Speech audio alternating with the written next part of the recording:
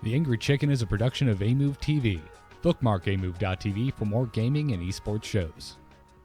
The Angry Chicken is directly supported by listeners like you via patreon.com/TAC. Hey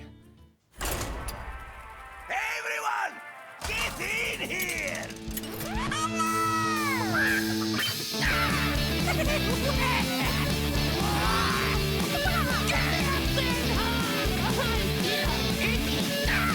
Ready for action! I've got the beast in my sight. A podcast about Hearthstone, Heroes of Warcraft. This is the Angry Chicken.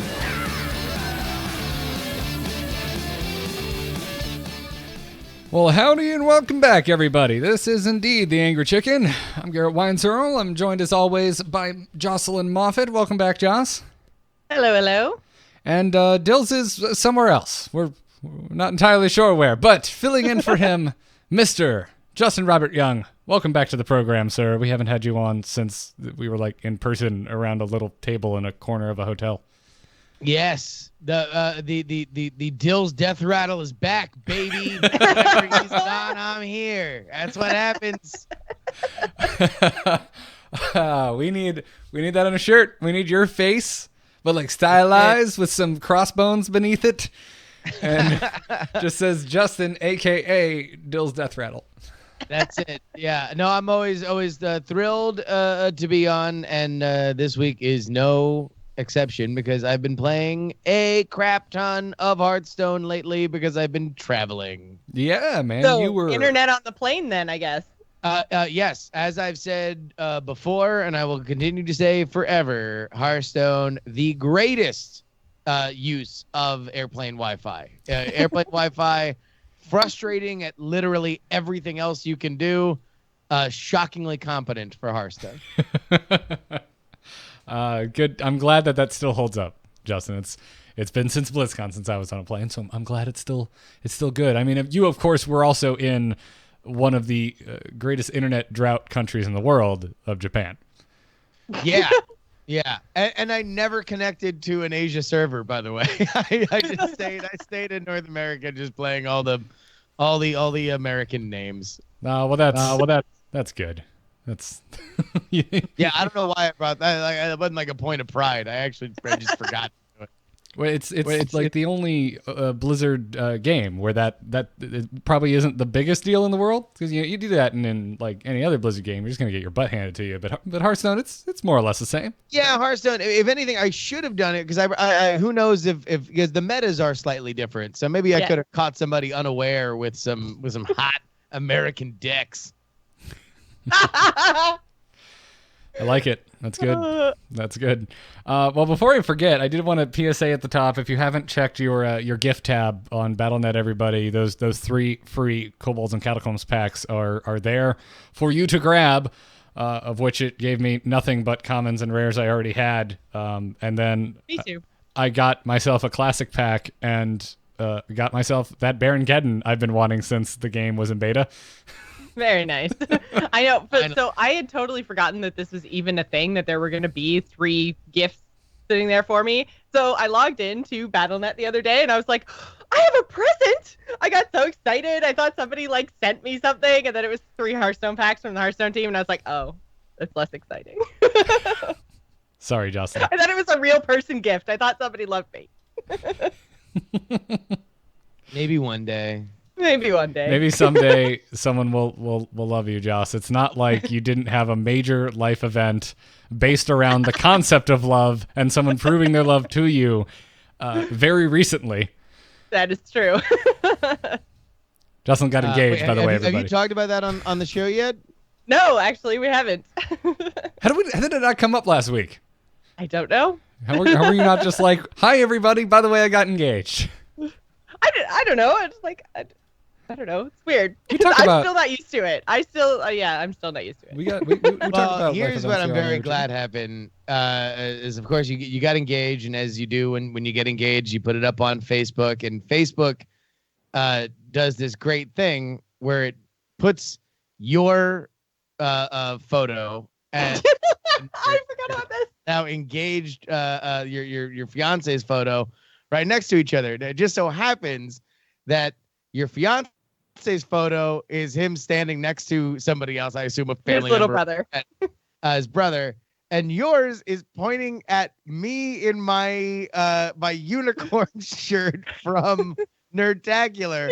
So it's just 4 people all together in this like engagement photo that just delighted me to know it. I was happy to play a part and for your friends and family as many people learned that you were engaged for the first time while you were pointing at my unicorn shirt.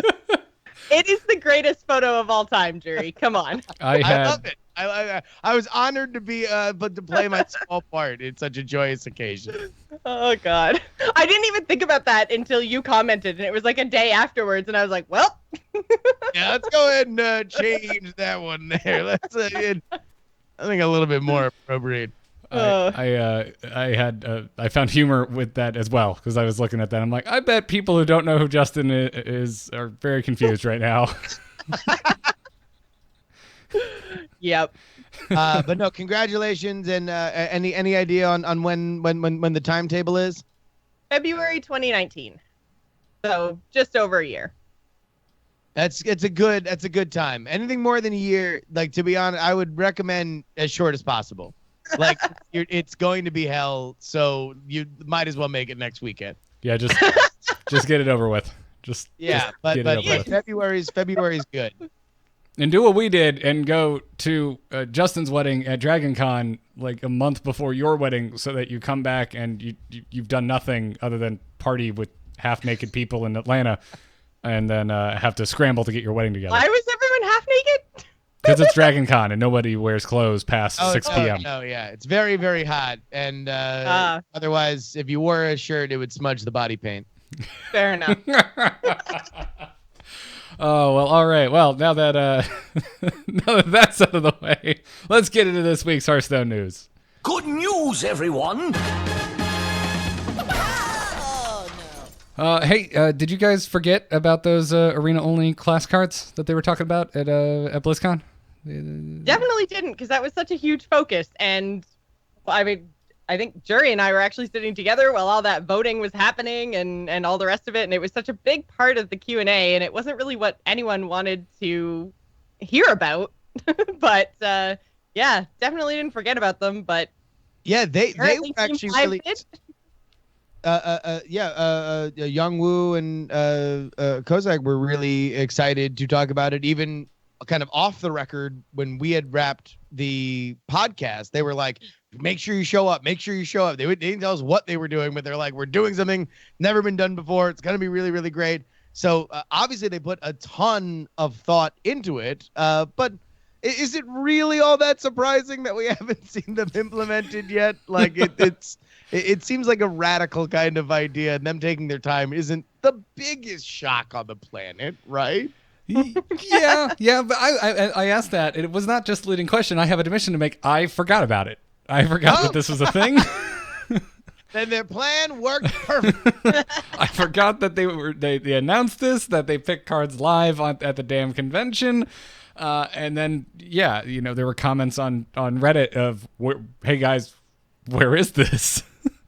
And we got the extremely specific answer from Brode of, it's still coming, and from Danae of, we will add them in a few months on Reddit. Yeah. So there we go. We have been communicated with, and we still know nothing.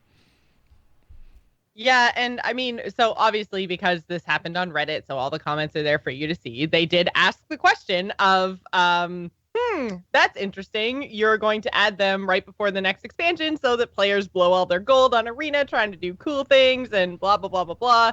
So basically no one's going to be happy with the timing of it unless it's tomorrow. And so Brode had a pretty good Brode had, I feel like, the canned company response that we've heard a lot of is that the third month of the expansion cycle is really boring, so they try to do cool things then. And then the community responds with the same thing, being like, but then we blow all our gold right before an expansion. You're trying to get our money, and back and forth it goes. I mean, two things. One, I would argue that Brode's comment was a thug life comment, because he responded with, we've done this multiple times. One of those events was double gold. Just FYI, I could just see the sunglasses being lowered onto his face. Yeah. Well, like, look, that kind of argument I always find very, very frustrating. Number one, if Blizzard is doing really, really cool things that you find worthy to spend your gold on, they are doing their job. It's literally their business. They are an amusement company that hopes to create reasons to part you with their in-game currency so you have a good time. If this is a discipline issue where you can't appropriately allocate budgeting, then that's a personal problem. It is not Ben Brode's failing at his job if he's not making reasons for you to spend your in-game currency in the game, because that means that it's boring and stupid. That's like his only job. Don't make the game boring and or stupid. So he's succeeding, in my opinion. Yes, and I don't know about you guys, but whether I spend $60 today or $60 in 3 months, that's still $60 I don't have anymore. The timing is moot. You're still that's what annoys me about this is like, well, if it's not ready, they shouldn't implement it, and if they do implement it closer to an expansion release, it's irrelevant. You still lost that in-game currency. It doesn't matter when you lost it; it's gone. And also, this is them acknowledging that what they don't want are the Reddit posts saying, "Isn't this meta stale?" And I'm really bored. This is boring. There's nothing to do.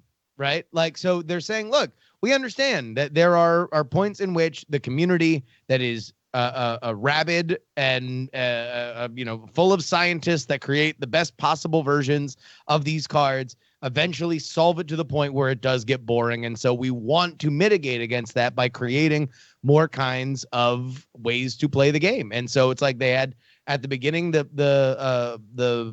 dungeon run stuff for when the game is very chaotic and nobody knows what the hell's happening. Now we're in a more stable version where there are a lot of archetypes that are working well, but yet are evolving at a certain pace, and they want to guard against the end when it would get predictable. So I don't know. I mean, everyone's going to find a reason why they are going to complain. However, I would say if the issue is I'm too engaged with the game, then they'll take that. That seems to be if it hurts, it's working. Yeah, I think that's a fair statement, and in general too. Just that, hey, if someone's complaining about your game, you're probably doing something right about your game because people care enough to complain. Because people are passionate, exactly. Right. Whereas there's plenty of games I have played where I've never once thought to ever go even see if there's a subreddit, much less voice an opinion about anything regarding that game. So, but I mean, are either of you excited about this update coming to the game? I mean, Joss, I know you've never been huge on Arena. Justin, what about you? I've never been a huge Arena guy because I would say that deck construction has never been my natural point of passion. I don't fancy myself a good deck constructionman. So sometimes we say builder, but constructionman works too. Listen, I literally woke up in Hong Kong, so we're just gonna roll with constructionman. I like to think of it as a deck baker. A deck baker, yes, with a little chef's hat. Make sure it rises correctly for as many wins as possible. So I don't know. I mean, in all honesty, that's probably the biggest point of anxiety for me in the game is feeling like I'm not selecting the right cards, or that's the reason why I'm losing is because I'm just 2 or 3 things away. So Arena's never the biggest, time or a place where I spend my time. But new cool stuff is always cool, and I like to interact with it a few times. So I'll probably come back to it when it has a big random injection of horse play. Joss, I mean, are you still hyped for it?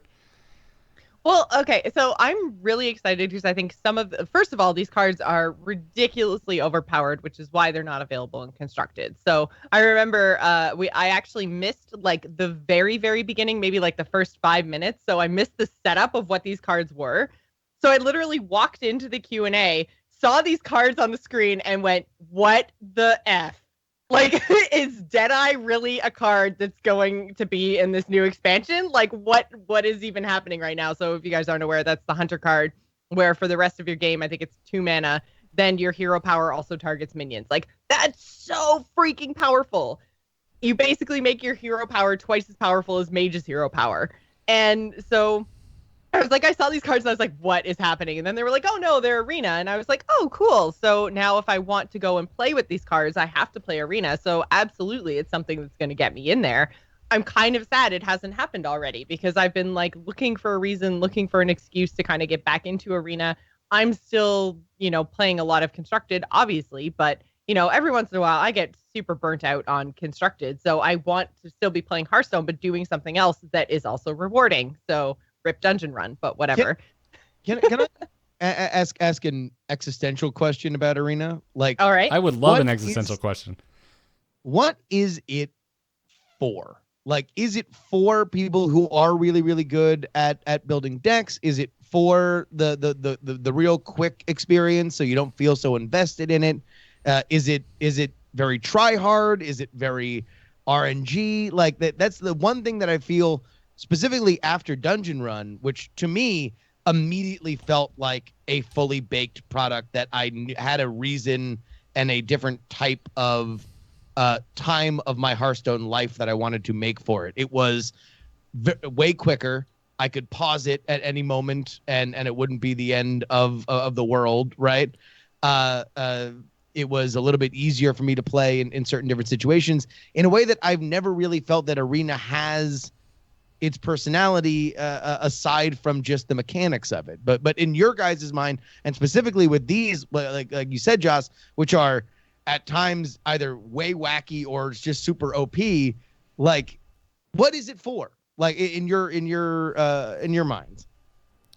I think Arena is whatever you need Arena to be, which is kind of what makes it cool, because you can just go in, throw together a stupid fun deck, and you're not really losing too much. You're going to get your pack reward anyways, so you can kind of like go in and do something super crazy fun, or you can take it all the way to the other kind of end of the spectrum and go super crazy hardcore with it, try to get the top 100 of Arena, which also requires you to run a whole lot of arenas in a given month.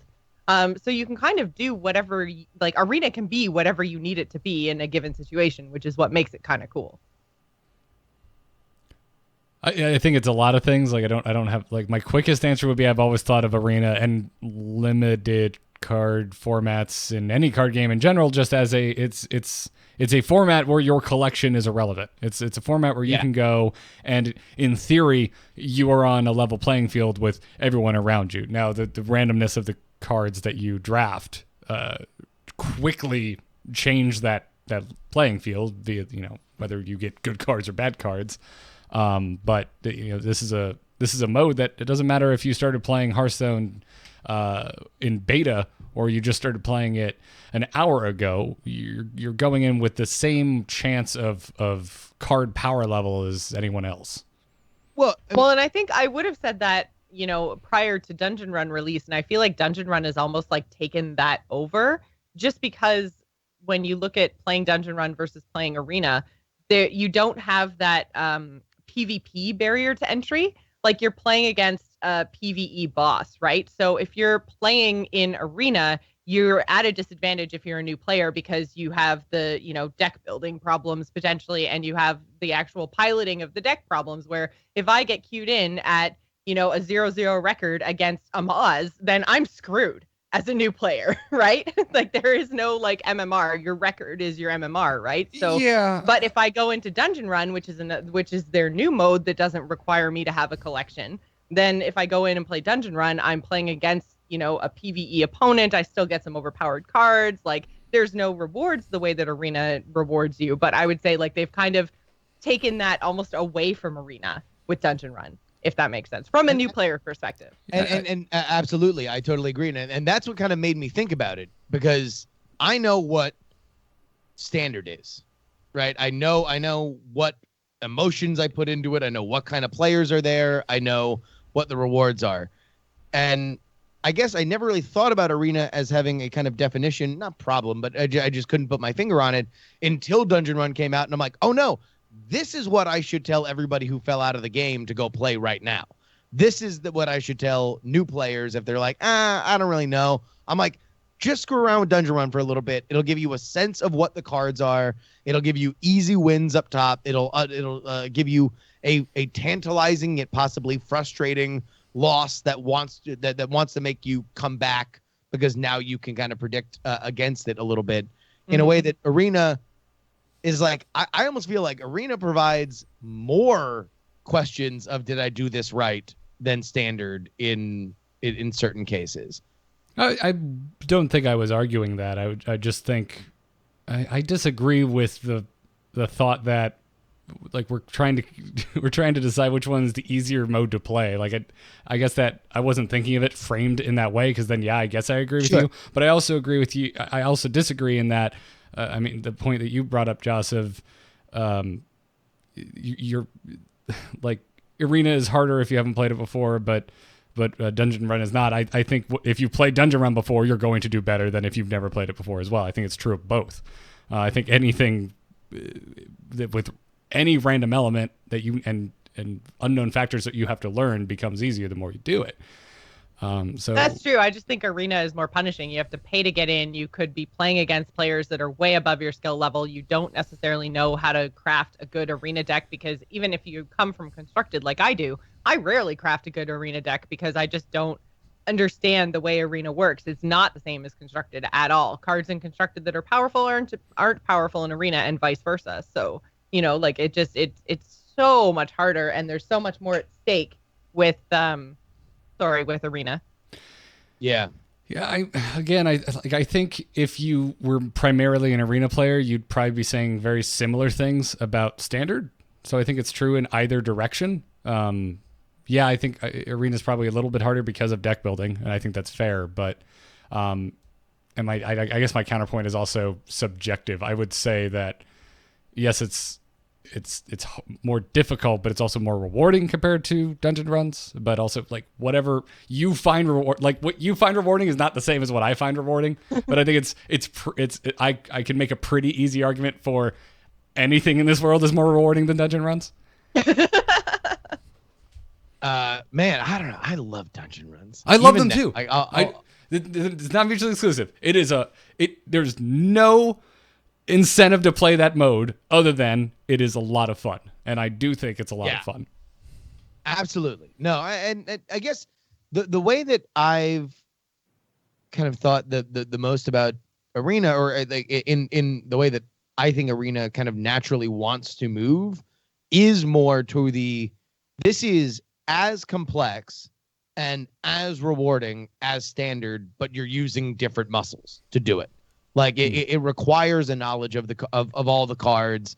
It requires an understanding of like, oh, okay, well, just because I got 2 cards that might synergize within the first 5 doesn't mean that I should try to go all in and build a deck based on those 2 cards that came in, right? Like that you still want to pick smart, a base power sort of, card so you can combat against anybody, and you don't want to like find yourself looking in the last 5 for something that completes this, makes it the deck itself more robust. So I don't know. I mean, I think that these cards are going to be really interesting. Obviously Arena has kind of been a very a loud community. The people most passionate about it always feel like they're sort of left out in the cold, and this is definitely a big shiny new fun toy for them. So I can see why they're upset that it's kind of being shown to them and then held back. It's like, oh, you're getting this for Christmas, but it's July, so screw you, kid. Yeah, that's the only complaint that I think is very fair, which is like, if you're primarily an Arena player and you want this, and Team 5 sitting there going, oh no, we'll inject it into the game when the game's a little more stale. It's like, I agree with that mentality from Team 5, but I also sympathize with anyone that all they do is play Arena, and all they want is the only new cool thing that was announced at BlizzCon to be in the game. I mean, inherently, it's Team 5 saying, you are a moon orbiting Standard, right? Which is a bit controversial, but it's like, it is the gravity of Standard that determines when we put these upgrades in. which I think can be and is probably yet another brick in a very frustrating wall for them. Yeah, no, I agree. But at the end of the day, you need to decide how to implement your plan somehow. And I think going with how it impacts the largest majority of players is probably the right call. Yeah, controversial. Yeah, that's To say the majority of our players is how we are going to determine our overall strategy. Yeah, right. Exactly.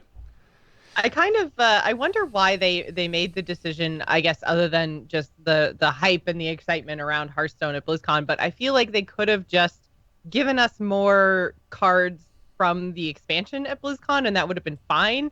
And then if they had, come out with a forum post, or not a forum post, but like a news post saying like, here's the poll for Hunter today, everyone get in there and vote and let us know what cards you want to see in Arena. Like, as much as it was kind of cool for those of us actually at BlizzCon to, cheer for the cards that we wanted, now they've got this issue where people have seen these things, they want these things, but they're being told they can't have it because of standard. You could have avoided all of that by just doing this like online, maybe like starting the World Championship weekend. Like, why not use HCT, which is happening later on this month? Why not use HCT to be like, okay, this is our big last hurrah for standard for this year. Now here's the cool arena stuff. While you're watching HCT, go vote on the polls for the new arena cards and then hype arena up after HCT is done. They should hire you for marketing. B, so would you say this is just a Purify issue? It's all timing.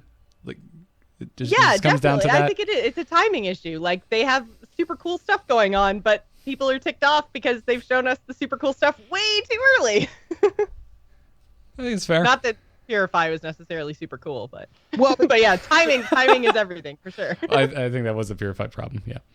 Is it messaging though? Like if they were up on stage and they were like, "Hey, look, let's do this cool voting thing." Because also, just as much as I think your plan is great, I don't think that Hearthstone needs any more online voting for anything. Like. Online voting mechanic in and of itself, probably all right to leave where it is in terms of its usage rate. But if they had just just say if they wanted people to vote on cards, then why not just do it online instead of a crowd cheering? Instead of by a round of applause. Yeah.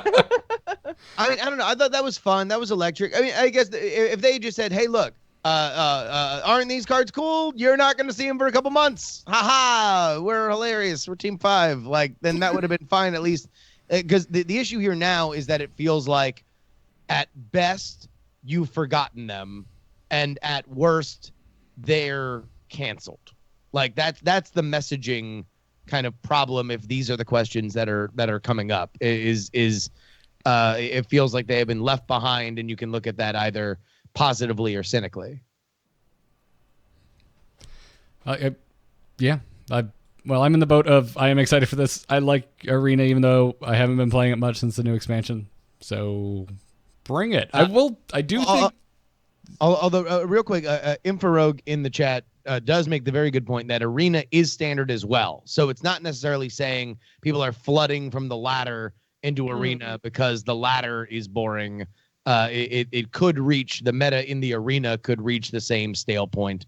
Because they're in the same card pool. Although obviously that's always going to be different just because of the random nature of a limited deck construction. No, right. I mean, Arena definitely experiences staleness in the same way that Standard does. Yeah. At a certain point. To be honest, I had forgotten that they had made that change, that they had made Arena Standard. It's been so long since I've been in there, and I know that that's terrible for me to say, and I should be playing more Arena, but I totally forgot they made that change. I don't agree with that statement. Why should you feel bad? Like, you should play the game the way you want to freaking play it. Like, all the way let's go all the way back to Justin's first question of what is Arena. Like, this is how I started playing card games, man. Like, when my buddy was like, "Oh, you should play Magic," I'm like, "Okay." Well, and I did a little bit of research and realized how much it costs for like a constructed deck in that game. I was like, okay, is there a different way to play this? I'm like, and my buddy's like, yeah, there's sealed and there's draft. You should try that. There's a pre-release this weekend. It's sealed format. It's $25. You show up and you get to play, and it doesn't matter what cards you have because you just got them. They give them to you that night. And that's the only way I play Magic, and that's fine. So I think it's totally fine if you don't ever play Arena. I mean, hell, if you just want to play Tavern Brawl, I'm not going to sit and have a conversation with you about it, but that's fine for you. You see me, don't make eye contact, but I agree with your existence. Yeah. Yeah, exactly. So I just don't. I'm so man. It's a new year, and I'm just done. I'm done with like imposter syndrome and people thinking that there's a certain way you need to play this damn game, especially if you talk about it publicly. And I'm done. Crank it. Get off my porch. And also, I think that there's only so much expectation, for people that like you guys that have been in since the beta. There has to be a letting go of the entirety of the game as it expands exponentially, because I would love for them to go further in with a single player content with PvE content like they did with Dungeon Run. And if that's the case, then now you have 4 functional ways to play the game. And I don't think it's reasonable to say, no, I am a proficient expert in single player, ladder, both wild and standard, and arena and Tavern Brawl. Like, that's just too much. No one needs that much. Can you even be like a good Tavern Brawl player? Is that kind of thing that exists? It's so freaking random all the time. How do you develop a Tavern Brawl? I don't know. I mean, I don't know. You get familiar with it. I've kind of dropped off playing Tavern Brawls. Like, I just don't care enough to expand upon this, I guess. like obviously, like there's certain brawls that have more skill than others. There are more other brawls that are more random than others, but that's I moving on. Yeah, it got a little derailed. Yeah, no, it's all right. I'm just me and Tavern Brawl, man. Me and Tavern Brawl. Yeah.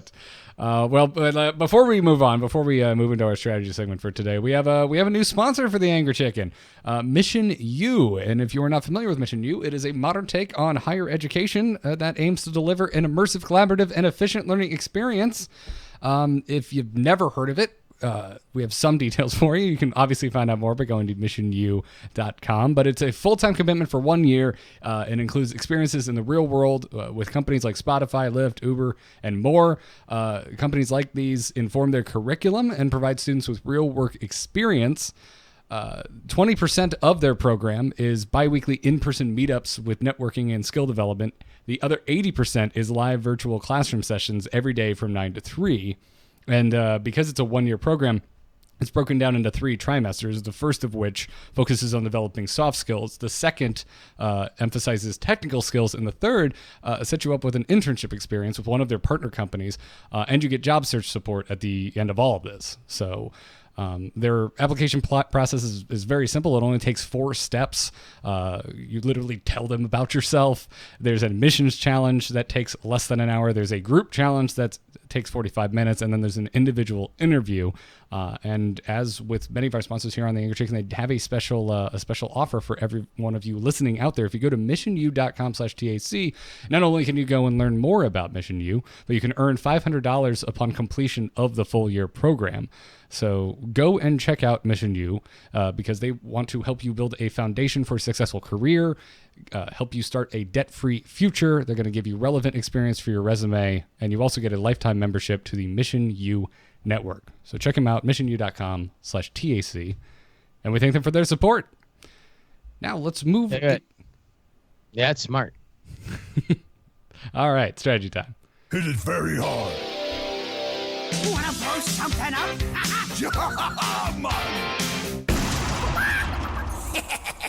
Time to pay! All right, we are here to talk about Aggro Paladin today, but we've got a guest, so I'm just curious, Justin, what have you been playing, man? Oh, just man, dungeon runs? I'm rocking the various different flavors of Secret Mage. It's always I always come back, no matter how far I stray. I always come back to old Secret Mage, and it's pretty sweet in the new Kobolds expansion. So I've been tinkering around with that. I recently kind of went to more, I forget whose deck it was, but less of the aggro double ice block and more of like the slight control Sorcerer's Apprentice version of it. But it's pretty fun, especially when you can hit somebody with like, they like just do like the Home Alone falling into 3 secrets, in one. just always great. By the time that final spell block hits him like the paint can in Joe Pesci's face, it's just the Nice.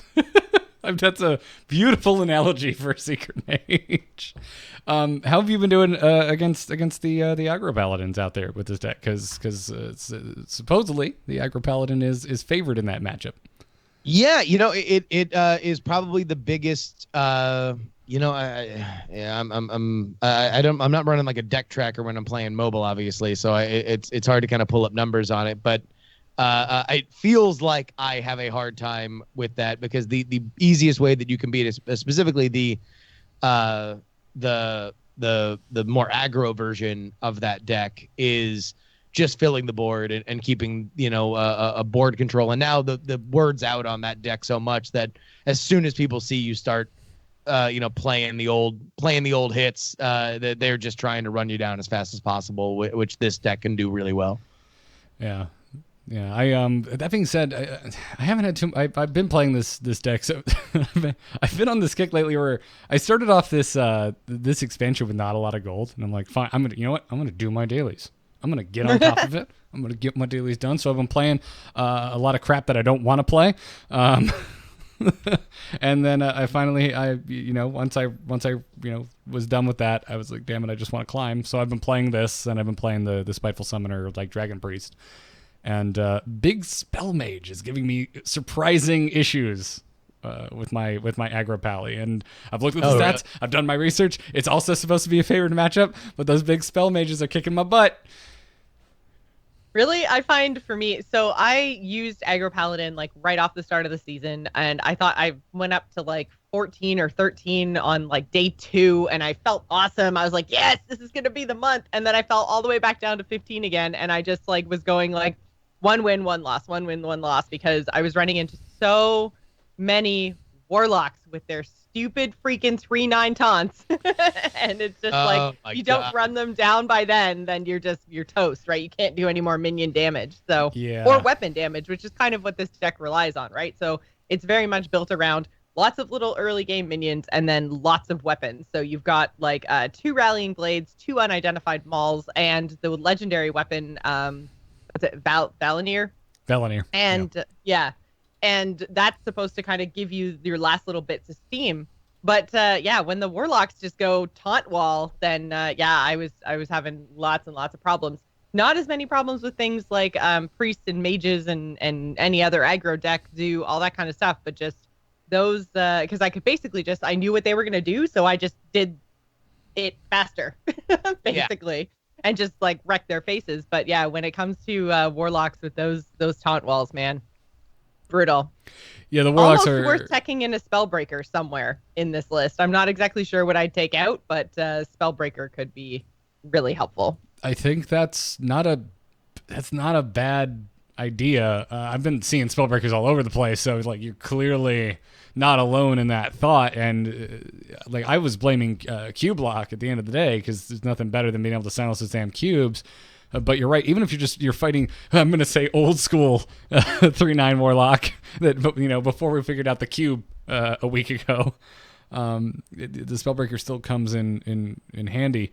But yeah, that's definitely a problematic matchup as well. I had the exact same experience like 2 days ago. I think it was, it's Tuesday. Calendars are hard. Sunday, I just 1 win, 1 loss. 1 win, 1 loss, just over and over and over. And then I caught a wave, and then I lost like 4 games in a row, and I was right back to where I started. And now 2 days later, I'm still in the teens, and now I don't see warlocks anymore. I assume they have just all climbed beyond.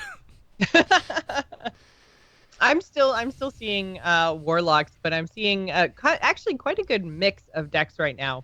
Lots of priests, obviously, lots of warlocks, but then I've also seen like rogues, hunters, and druids, like other people trying to play crazy aggro stuff to climb, typical first half of the month problems. Yeah, I mean, looking stat-wise, apparently aggro druid is the worst matchup for this deck of known archetypes. I think I've only run into 1 in the last 2 days playing my aggro paladin, and it did not go well.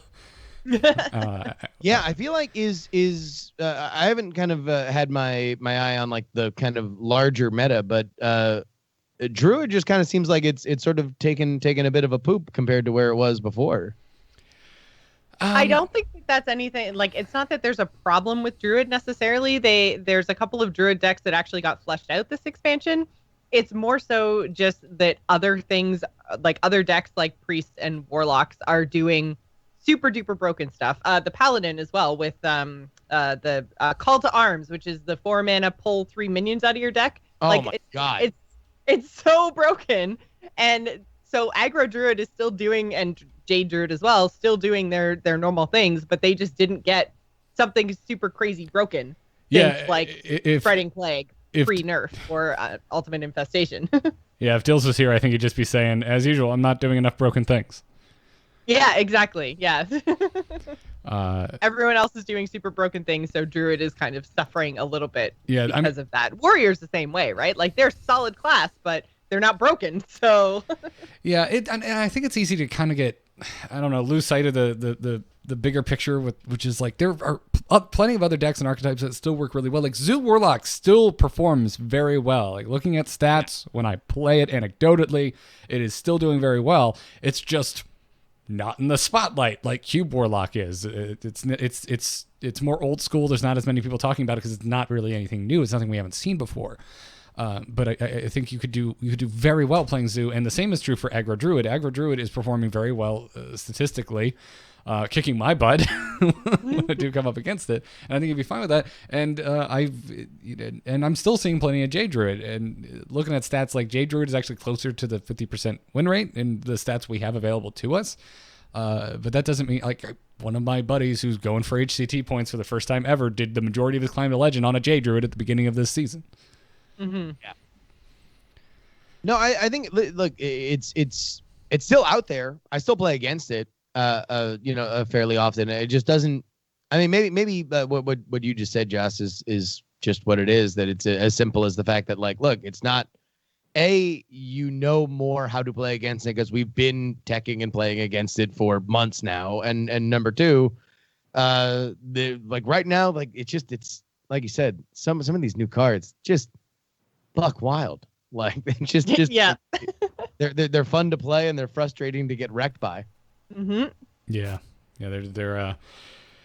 they're tough for sure, but everywhere where I'm like looking at stats, like aggro paladin is at the top of the pile because it has so many favored matchups. I mean, every archetype is going to have the weak spot, but I mean, how's it been working for you, Joss? I know you've been trying to climb with this and a few other decks.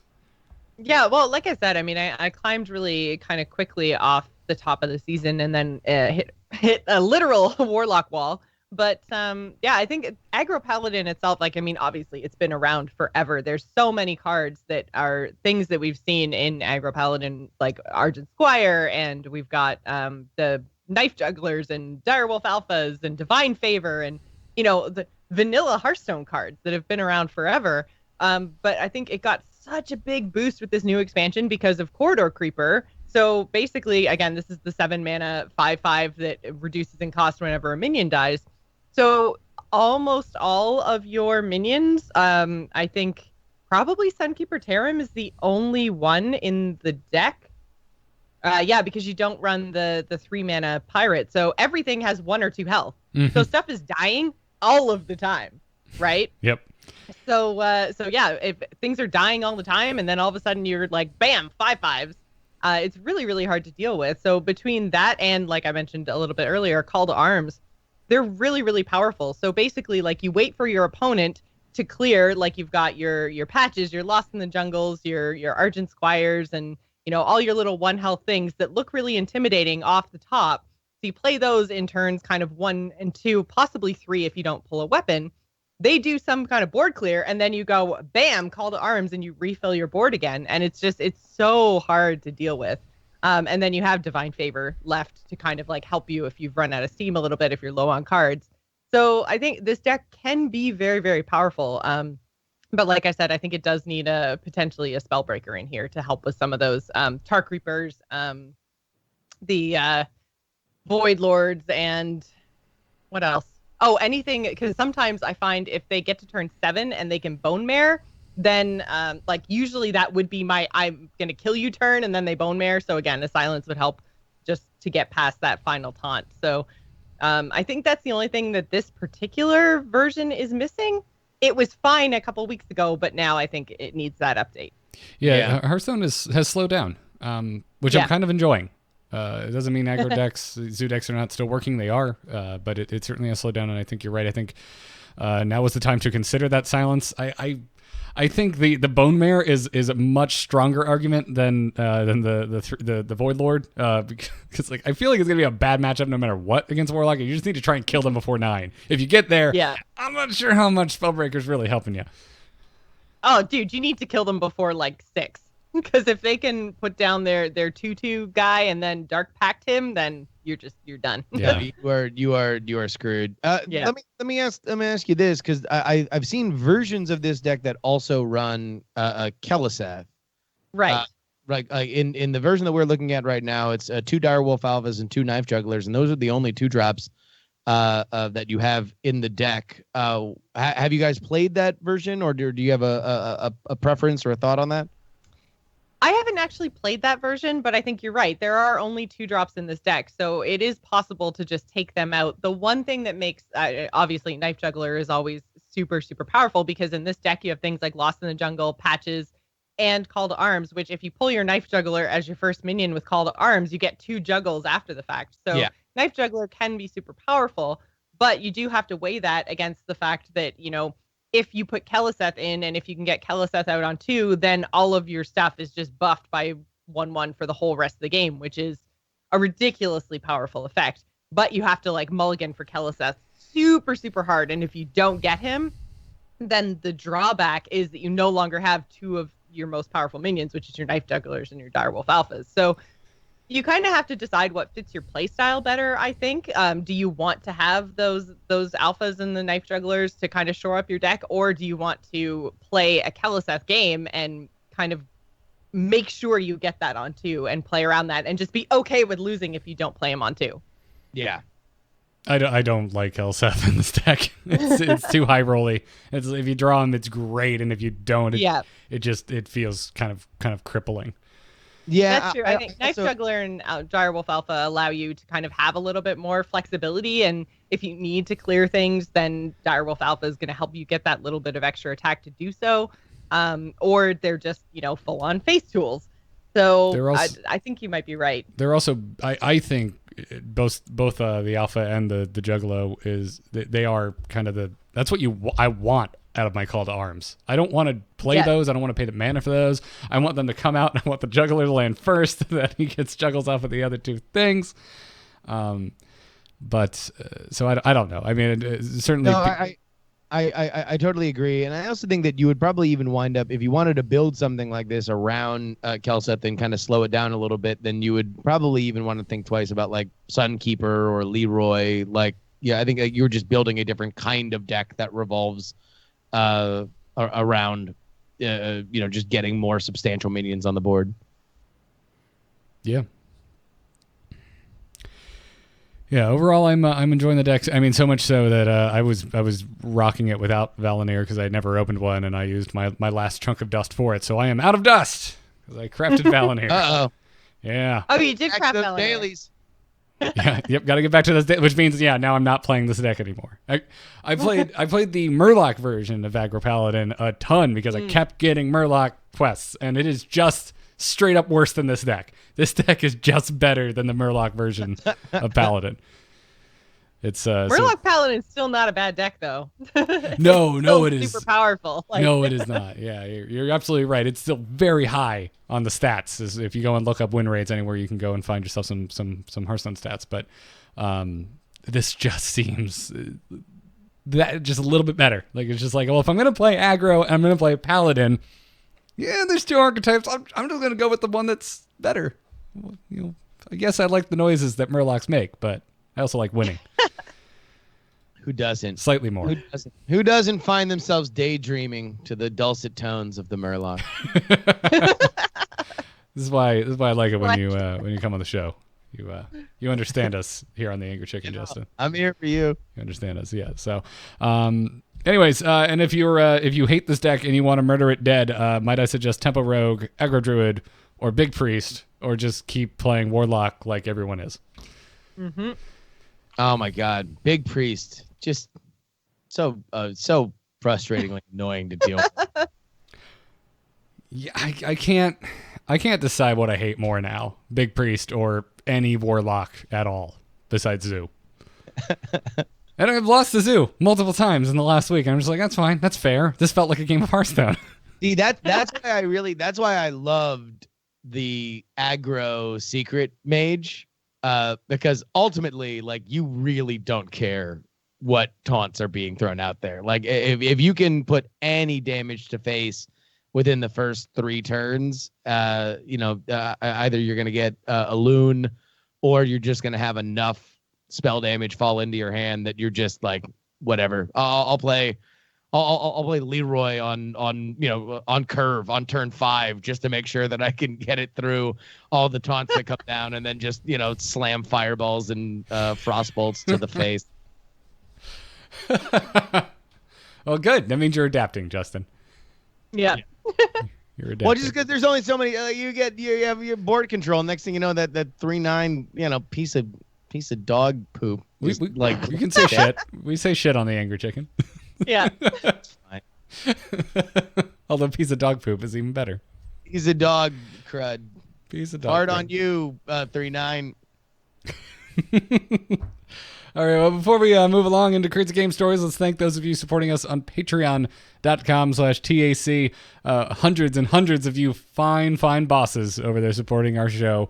If you enjoy the podcast and you want to support us, that is the best way to do so. On this episode, we wanted to thank Jesse L., Yuri S., Donald C., Evan L., and Spencer C., also known as H82 or 8. I can't think of a elite speak way to pronounce that, so that's what I'm just going to read that out. 8 or 8. Hate to orate? Hate to orate? He's a shy speaker. He needs to go to Toastmasters because he hates to orate. There we go. I like it. Hates to orate. All right, let's take a Crazy Game Story. Has the whole world gone crazy? You're in trouble now. You got it!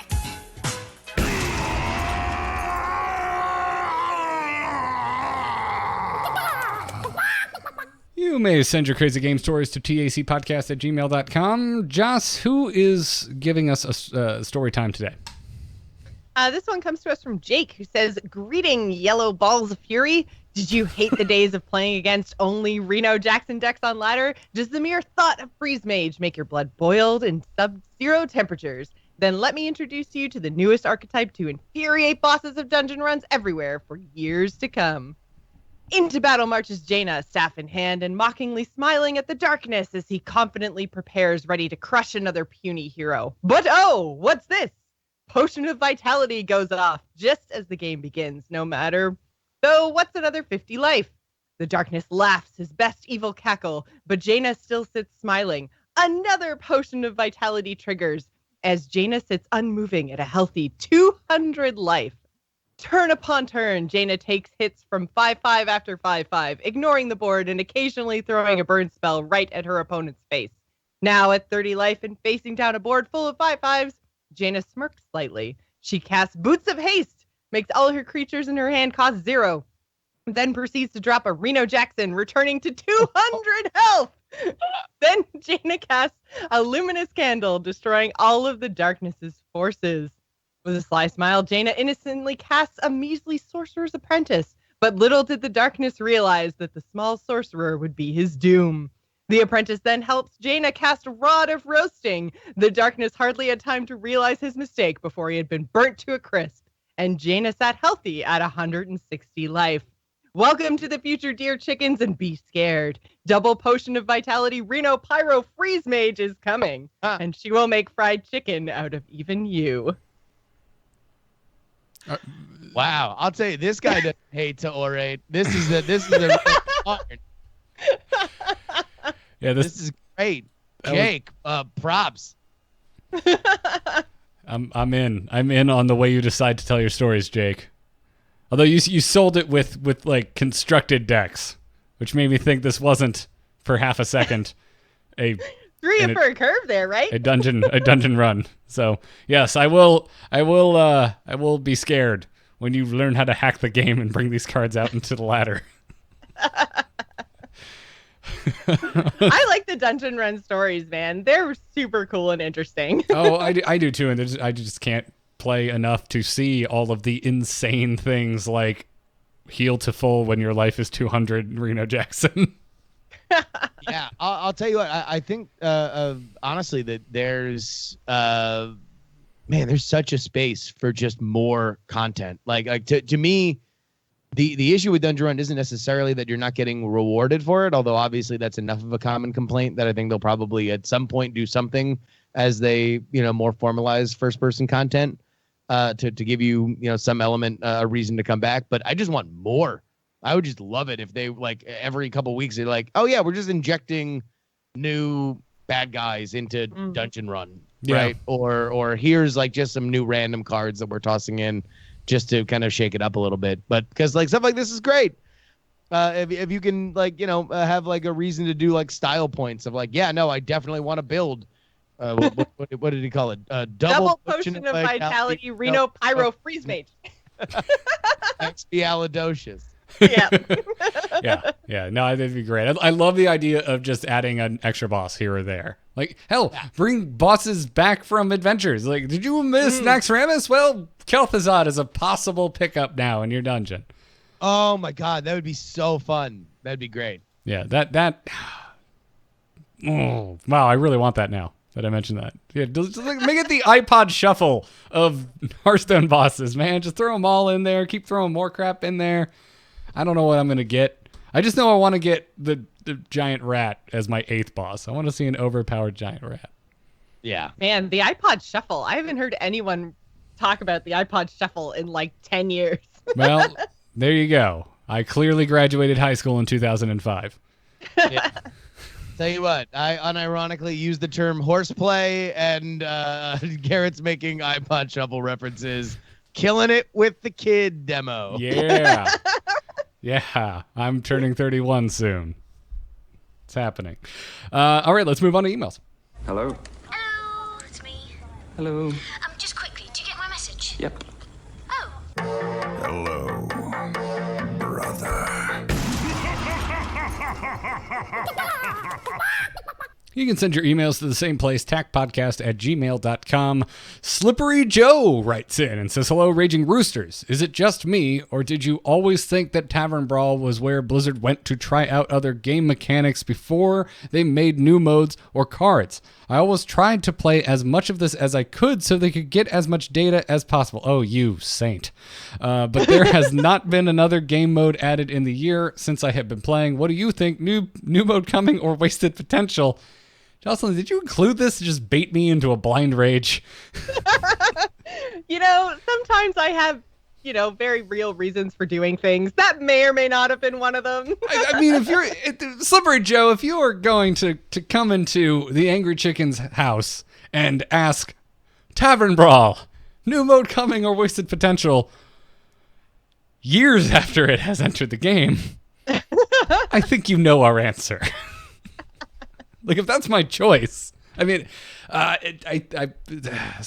not going down the route you think I'm going to go. I'm going to go down the non-committal gray shades of gray. You're right. You're probably half right here, Slippery Joe. They certainly have tested some mechanics through Tavern Brawl.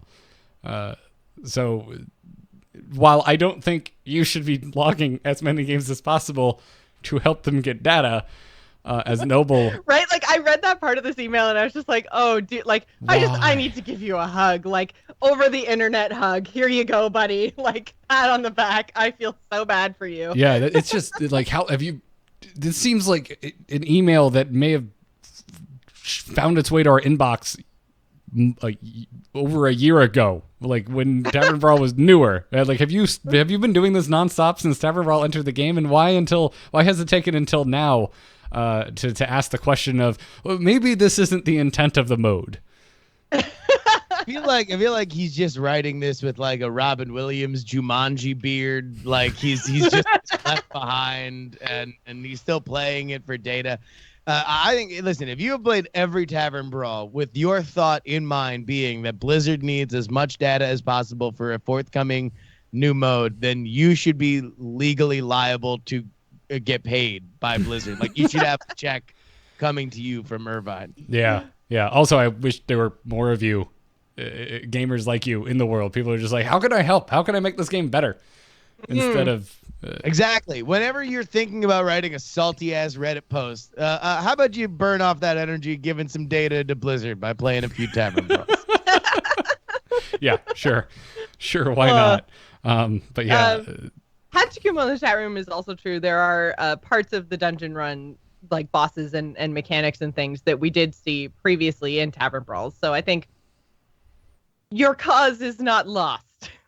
They do use the data, and I think that's kind of like, we're not necessarily going to see a whole new mode launched, although you could say Dungeon Run is kind of like a new mode.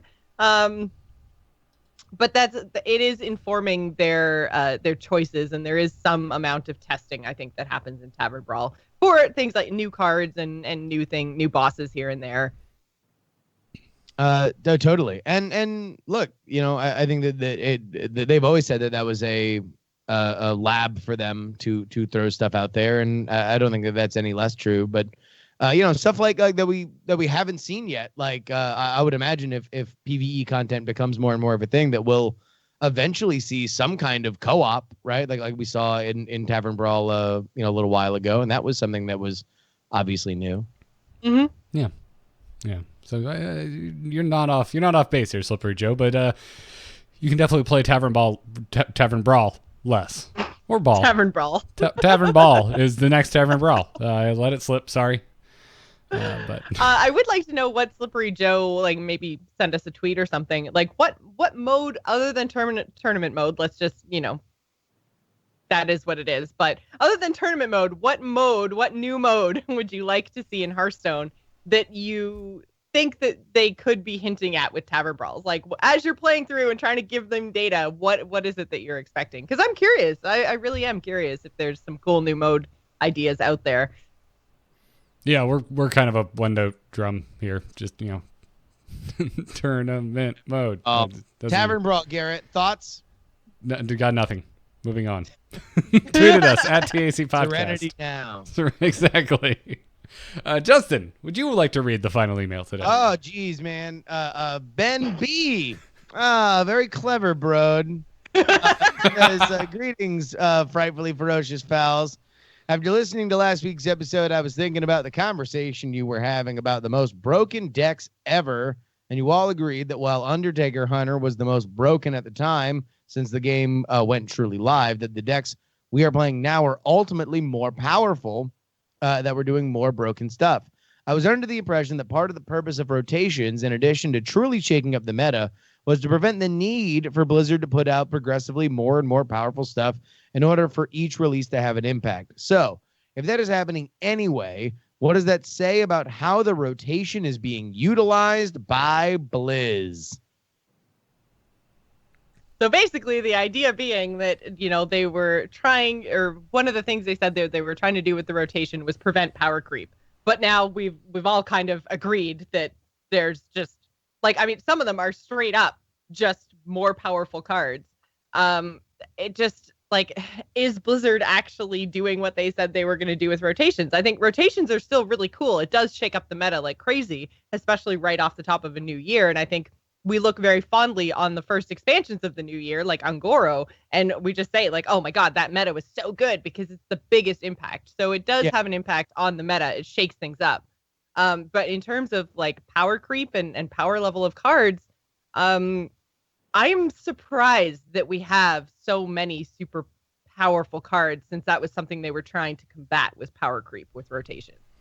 Well, I don't think that they necessarily have to be mutually exclusive, though, because obviously it is up to Team 5 to determine where the power level should ultimately be. And I think that some of the cards now, I think we can agree, are maybe a little too swingy. And I wouldn't be shocked if maybe we see more muted versions as things kind of rotate out. But just because things are more powerful than they were when Undertaker Hunter was very powerful doesn't necessarily, I think, mean that they're not doing what they want to do in terms of the rotation. You know, that they do have the right to set it higher.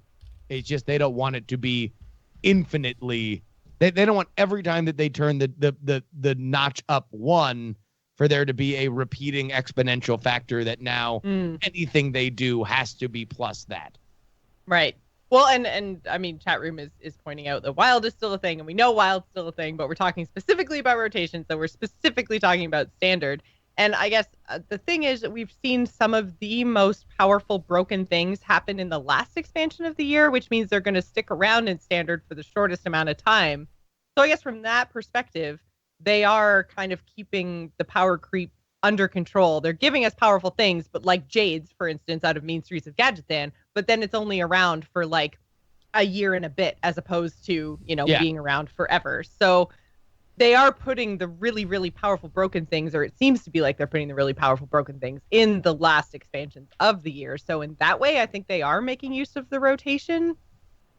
Potentially. I guess the easiest way to put it in my mind is rotation isn't for this to never happen. Rotation is for them to not be trapped if it does.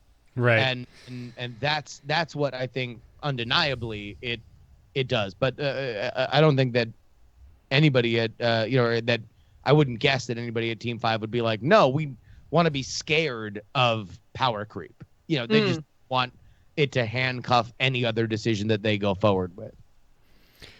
I'm with Justin here. I think this is a very black and white way to look at the game, and you can't make a game this way. It's virtually impossible. Like, and I don't know. I've always thought of power creep in the very literal sense of Fairy Dragon exists. It's a 2-mana 3/2 that can't be targeted, and you're gonna make a 2-mana 3/3 that can't be targeted. Like, that's what I think of power creep. And we're talking about things here in Kobolds and Catacombs that are we've just never seen anything like it before. We've never seen a 4-mana spell that pulls 3 damn minions out of your deck and just puts their ass into play. Like, what is that power creeping on top of? Nothing. It hasn't really existed before. Well, the one I was specifically talking about is the 2/3 beast that gives you armor, which is like River Crocolisk on steroids, right? It does something extra. Like, so yes. I mean, like, there are examples of, and I know they've talked about power creep like this before. It's like, well, nobody plays River Crocolisk, so it doesn't count. Basically, is my Joss version of Blizzard's messaging. Yeah, and that's my response. Like, well, who gives a crap? No one was playing River Croc. Yeah. I think it's fine. I think power creep is fine, and that's also, I've always thought of power creep in a very literal kind of concrete way. But yeah, it's like they also want to do something new, and like, you can do something new and the card won't see play. You can do something new and the card will see play, or you can make the same damn card. You haven't moved the needle at all. Like, at the end, like, that's the most simplistic way I can kind of try and compartmentalize my thought process to this. Like, they're going to do new things, and I think you've actually hit the nail on the head, Jazz, with we're seeing the most powerful things at the end of the year. It started with Reno, I think. It started with League of Explorers. League of Explorers, yeah. Yeah, like, Reno came out at the end of the year. We got the announcement of standard rotation and all of that. Reno just completely flipped the game on its head, but it was around for the shortest amount of time in the standard rotation. Now you go to Wild, and it's still there. And things are still going to get balanced, and I'm sure some things will get balanced from Kobold and Catacombs. I think we're going to see a few things get reined in from this at some point. I don't know when. Team 5 works in mysterious ways. But, where would you say, where is the outrage-o-meter that normally has to hit 10 before we get the solemn blog posts about an incoming nerf? Oh, like void collars on the chopping block, that kind of thing. You're talking about like Kobold's nerfs, how far? Like, so where? Yeah, it's like what were the ones that got nerfed in the last expansion? Spreading Plague. Yeah. And then there were some basic ones like Hex and Innervate. Right. But I think Spreading Plague was the only one that was like from the expansion that got nerfed, right? Got nerfed, right? Yeah. But that archetype, that druid deck became that was a fairly quick 10 alarm outrage-o-meter. Yeah. I feel like I'm forgetting. I feel like there were 2, but I feel like I'm forgetting one. Wasn't there rogue stuff that got nerfed too? Oh, that was the quest a while ago. Yeah. God, I'm drawing a blank. There was it's also, God, you're bringing up Buccaneer. the hex. You're bringing up the hex thing, and all I can think of is like that. Now that seems really targeted to Void Caller coming down the pipe. Void Caller. But I think like right now people are talking about how Corridor Creeper, how strong that is, Void Caller, how strong that is. I feel like there's one other one again that I'm forgetting, but the rage over them like it doesn't seem to be that high. Like I don't think people are raging too hard. I would say like maybe 6 or 7 out of 10 on the rage meter. Yeah, I would even put it sub 5. Like it's not the number 1 through 7 things on Reddit, so it's like I don't think people are that cheesed off about it. Although Corridor Creeper, do you really think that's too powerful? Because I think that's so situational that like sometimes you pop 2 5/5s for nothing, but a lot of times I wind up playing that thing on 7. Far be it for me to quote the Princess Bride, but I don't think situational means what you think it means. How is Corridor Creeper situational? Probably. Yeah, I'm probably thinking of another word. I don't know. Yeah, but it's okay. You're sleepy. But I think, correct me if I'm wrong, Josh, I think what you were kind of getting at with like Corridor Creepers, it's kind of like along the lines of like an Azure Drake. Like it's a balanced card, but it's just seeing so much play in so many different types of decks. Exactly. Yeah, it's seeing a lot of play. It's in a lot of different decks. It's powerful. Like Corridor Creepers, for the most part, are seeing play at 0 to 3 mana. They don't often see play. Like if you're top decking a Corridor Creeper, you've probably already lost anyways. So I feel like they're really, really powerful cards, but they're not, I think, rage inducing. Like I don't think anyone's really outraged over anything right now, which I think is good. Like there were a lot of different classes that got really powerful, really broken things. So the rage isn't necessarily kind of targeted at one specific thing. Like I feel like when Spreading Plague got nerfed, the rage was very, very targeted towards Druid. Like people had enough. Jade Druid was already super powerful. Everyone was excited for Mean Streets to rotate out. Like they were ready for it. And then Spreading Plague was announced and they were like, what? Like, why would you do this? The deck was good enough already. This is insane. Yeah. So I mean, like, and it was just a conga line of druids on the ladder too. Yes. There was no reason to play any other class. And I think that's the thing now where it's like, look, all these cards are probably broken, and they are something that they might wind up taking a look at before they were to naturally rotate out. But you're seeing a lot of different classes. You're seeing different kinds of archetypes being played, and I think that's ultimately what they want.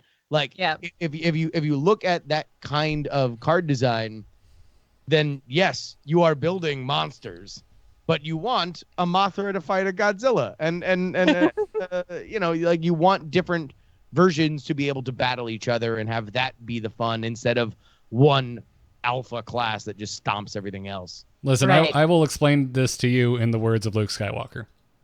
Close your eyes. What do you see? And the answer should be Highlander Priest. But keep looking.